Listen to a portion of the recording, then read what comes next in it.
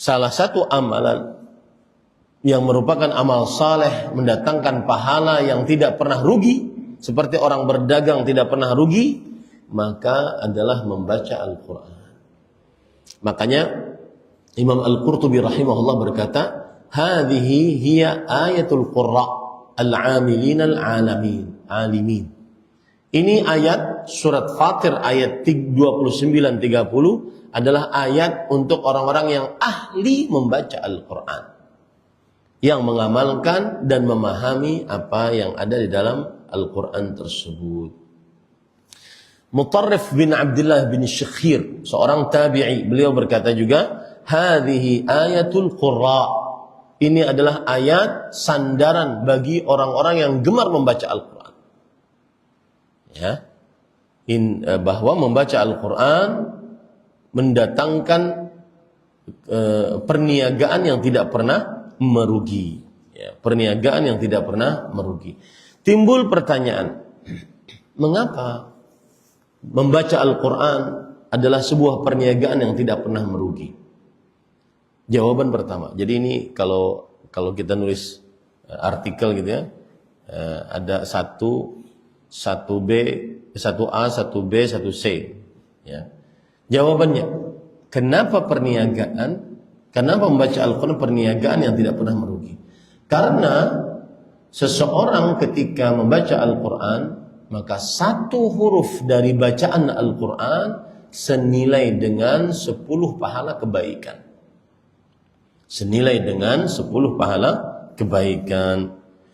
Dalam hadis riwayat Imam Tirmidzi dan Imam Hakim dan disahihkan oleh Imam Al-Hakim, Imam Al-Zahabi, Imam Al-Albani dari Abdullah bin Mas'ud radhiyallahu anhu bahwa Rasul sallallahu alaihi wasallam bersabda, "Man qara'a harfan min kitabillah falahu bihi hasanah. Wal hasanatu bi 10 amsalha. Wala aqulu alif lam mim harf, walakin alifun harfun wa mimun harfun wa mim wa lamun harfun wa mimun harfun." Barang siapa yang baca satu huruf dari kitabullah, maka baginya dengan bacaan tersebut satu kebaikan, satu pahala amal saleh. Dan satu pahala amal saleh peraturannya dilipatkan menjadi 10 pahala amal saleh. Dan aku tidak mengucapkan alif lam mim, itu satu huruf. Alif satu huruf, lam satu huruf, mim satu huruf. Berarti orang membaca alif lam mim dia mendapatkan berapa pahala kebaikan? 30. Bismillahirrahmanirrahim. Berapa huruf? 19 huruf. Berarti ketika orang baca Bismillahirrahmanirrahim, dia mendapatkan pahala amal salehnya 190 hasanah. Ini perdagangan yang tidak pernah merugi. Makanya para ikhwan yang dirahmati oleh Allah, Abdullah bin Mas'ud radhiyallahu anhu, sahabat Nabi, ahli Quran, bahkan beliau punya mushaf tersendiri. Kalau seandainya Utsman bin Affan tidak menyatukan mushaf di dalam satu tulisan, maka niscaya Abdullah bin Mas'ud mempunyai Al-Quran tersendiri. Ahli Quran, ahli tafsir Al-Quran. Beliau berkata, "Ta'allamu hadzal Quran." Belajarlah Al-Quran ini. Fa innakum tu'jaruna bitilawati kulli harfin 10 hasanat. Kalian akan diberikan ganjaran pahala setiap hurufnya 10 pahala amal saleh. Ama inni la aqulu alif lam mim walakin alifun wa lamun wa mim. Aku tidak mengucapkan bahwa alif lam mim itu satu huruf, tetapi alif satu huruf, lam satu huruf, mim satu huruf. Yang menarik di sini adalah ta'allamu hadzal Qur'an. Pelajarilah Al-Quran ini. Kalau dulu para sahabat Nabi mempelajari Al-Quran, maksudnya mereka mempelajari bacanya 10 ayat, lalu setelah itu menghafalkannya dari 10 ayat tersebut, lalu setelah itu mempelajari tafsir-tafsirnya di 10 ayat tersebut, baru pindah kepada 10 ayat yang lain. Lama memang, tapi menghasilkan. Lama memang tapi menghasilkan. Kalau zaman sekarang enggak, dihafalkan semuanya, bagus juga, tidak mengapa. Nanti pada waktunya dia akan belajar bahasa Arab, kemudian dia memahami apa yang ada dalam Al-Quran. Seperti santri-santri sekarang. Orang-orang yang munafik, yang mereka menghina orang yang menghafal Al-Quran, maka kita katakan, iya benar memang membaca Al-Quran tanpa memahaminya kurang daripada hanya membaca saja, ya, dan memahaminya. Membaca Al-Quran tanpa memahaminya kurang memang daripada membacanya dan memahaminya. Tetapi jangan mencela orang yang menghafal Al-Quran. Karena bagaimanapun yang menghafal Al-Quran mendapatkan ganjaran pahala yang besar. Semua ganjaran membaca Al-Quran seperti sekarang ini termasuk di dalamnya menghafal Al-Quran. Termasuk pahala orang menghafal Al-Quran. Nanti dibenturkan lagi dengan sebuah hadis. Aktsaru ummati, atau sebuah perkataan. Aktsaru ummati qura'uha. Aktsaru munafiqi ummati qura'uha. Yang paling banyak orang munafik di tengah umatku adalah ahli bacaan Al-Qur'annya, ahli hafal Al-Qur'annya. Maka jawabannya, itu bagi siapa yang membaca Al-Qur'an tidak mengamalkannya. Tetapi bagaimanapun membaca Al-Quran diperintahkan, disyariatkan, banyak pahalanya. Intinya jangan merendahkan orang yang menghafal Al-Quran. Dan saya menganggap mereka orang munafik. Orang munafik. Ya. Jadi para ikhwan yang dirahmati oleh Allah Subhanahu wa taala, itu sisi pertama. Mengapa menghafal Al-Quran, membaca Al-Quran adalah perniagaan yang tidak merugi. Sisi yang kedua, siapa yang baca satu huruf dari Al-Quran diganjar dengan 10 hasanah, pahala kebaikan. Dan kalau sudah terkumpul hasanah-hasanah, maka kaedahnya yudhibnas sayyi'at. Innal hasanat yudhibnas sayyi'at. Sesungguhnya hasanah-hasanah menghapuskan dosa-dosa. Ini perniagaan yang tidak merugi dari membaca Al-Quran. Itu disebutkan oleh Allah dalam surat Hud ayat 114. Jadi pahala-pahala amal saleh menghapuskan dosa-dosa. Kemudian para ikhwan yang dirahmati oleh Allah, yang ketiga, membaca Al-Quran adalah perniagaan yang tidak pernah merugi. Dilihat dari sisi siapa yang membaca Al-Quran 100 ayat di setiap malam. Lihat ya, kembali kepada malam. Karena memang waja'alna an-nahara ma'ashan. Kami jadikan siang untuk berusaha, hidup. Sedangkan malam untuk beribadah kepada Allah SWT. Itulah kadang-kadang dirubah-rubah oleh manusia. Ya. Siapa yang membaca 100 ayat di dalam satu malam, maka dituliskan untuknya seperti dia sholat malam semalaman suntuk. Allahu Akbar. 100 ayat itu, kalau dilihat dari surah Al-Baqarah ya, saya coba carikan. Surat Al-Baqarah 100 ayat itu sampai berapa juz? Setengah juz. Ya, setengah juz. 15 menit. Bagi yang lancar, kayak Imam Sudes tadi, ya, setengah juz. Ya, yang baca Al-Quran setengah juz, sana 100-an ayat, maka diganjar pahala seperti dia sholat semalaman suntuk. Dan hadisnya sahih.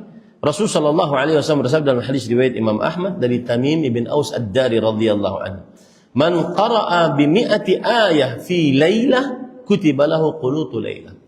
Barang siapa yang membaca 100 ayat di dalam satu malam, maka dituliskan untuknya pahala beribadah sepanjang malam. Makanya kita dianjurkan untuk membaca Al-Quran di malam hari. Membaca Al-Quran di malam hari. Terutama sebelum tidur. Dan sedikit keluar dari tema. Tidak ada zikir, doa, dan bacaan Al-Quran yang paling banyak kecuali zikir, doa, bacaan Al-Quran sebelum tidur.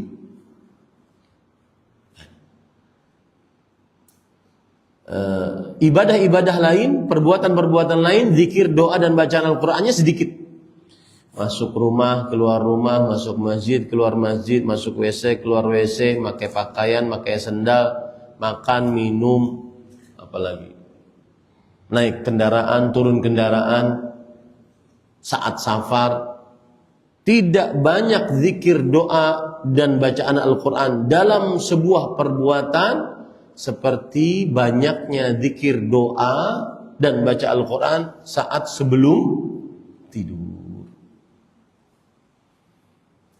Alangkah indahnya kalau orang sebelum tidur wudu sebelum tidur, karena yang wudu tidur di atas keadaan bersuci, didoakan oleh para malaikat, diampuni dosanya oleh Allah Subhanahu. Satu, ini amalan-amalannya. Satu. Yang kedua, membaca ayat kursi, membaca 2 ayat terakhir surat Al-Baqarah, membaca surat Al-Mulk, membaca doa-doa dan zikir-zikir tidur. Bandingkan keadaan orang ini dengan yang sebelum tidur dia mengerjakan hal-hal yang tidak bermanfaat, bahkan cenderung dosa. Syattana bainahuma, kata orang Arab. Sungguh sangat jauh perbedaan antara keduanya. Bahkan pernah Fadilat Syekh Abdul Razak bercerita, berarti ini berita sampai kepada beliau, karena saya yakin beliau tidak main media sosial. Ada orang yang tidur di atas melihat HP yang haram. Ada orang tidur di atas melihat HP yang haram. Bandingkan ini dengan yang tadi. Sangat jauh perbedaannya. Baik. Kemudian yang keempat, mengapa membaca Al-Quran adalah perniagaan yang tidak pernah merugi? Dalam hadis riwayat Imam Ibnu Khuzaimah dari Abdullah bin Amr bin As radhiyallahu anhuma, Rasul sallallahu alaihi wasallam bersabda, "Man qama bi asyri ayat lam yuktab minal ghafilin." Barang siapa yang bangun malam lalu dia baca 10 ayat dari Al-Quran, maka dia tidak dituliskan dari orang-orang yang lalai. Wa man qama bi mi'ati ayah kutiba minal qanitin. Barang siapa yang bangun malam lalu dia membaca 100 ayat, entah di dalam salat entah di luar salat ya, maka dituliskan dia termasuk orang-orang yang qanit, ahli ketaatan. Wa man qama bi alfi ayah kutiba lahu minal muqantarin. Barang siapa yang membaca 1000 ayat di dalam satu malam, dituliskan dia sebagai orang-orang yang muqantarin. Muqantarin artinya orang-orang yang saudagar kaya. Saudagar kaya. Ini para ikhwan dirahmati oleh Allah Subhanahu wa taala. Nah, terutama lagi ini dalam bulan Ramadan. Terutama lagi bacaan Al-Qur'an itu dibaca saat di dalam sholat. Saat di dalam sholat. Ini lebih utama lagi dibandingkan yang di luar sholat. Dan itu termasuk daripada perniagaan yang tidak pernah merugi. Dalam hadis riwayat Muslim dari Abu Hurairah radhiyallahu an, Rasul sallallahu alaihi wasallam bersabda, "Ayuhibbu ahadukum idza raja ila ahli an yajida fihi thalatha khaliqat idhamin siman." Maukah di antara kalian jika dia pulang ke rumahnya dia mendapatkan 3 onta besar yang sedang hamil, mengandung. Qulna na'am, iya wahai Rasulullah. Maka kata beliau, fa thalathu ayat yaqra'u bihinna ahadukum fi salati khairun lahu min thalathi khalifatin 'idhamin siman. 3 ayat seseorang baca di dalam salatnya di malam hari lebih baik daripada dia mendapatkan 3 onta gemuk yang sedang hamil. Dia perniagaan yang tidak pernah merugi. Terima kasih. Jazakumullahu khairan wa barakallahu fikum. Video ini dibuat atas partisipasi dari donasi Anda. Semoga menjadi amal jariah bagi Anda semuanya.